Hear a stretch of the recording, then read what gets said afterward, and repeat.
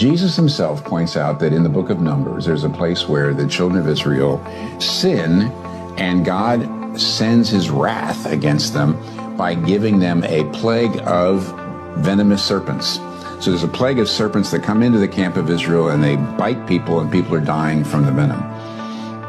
And what is, when the people turn to God and say, oh, save us, God says to Moses, put an iron serpent up on the pole and let them just look at it. And when they look at it, they're healed. And it's Jesus himself says, that's me. In the book of John, chapter 3, he says, just as the serpent was lifted up on the pole and all you had to do was look, I will be lifted up and I will save you. And you say, that's really interesting. Why? What's fascinating about that is it doesn't take, when God said, just look at the serpent, what he was really saying is, you'll be saved by faith. You don't have to do anything. You don't have to crawl there. You don't have to do anything. You just have to look.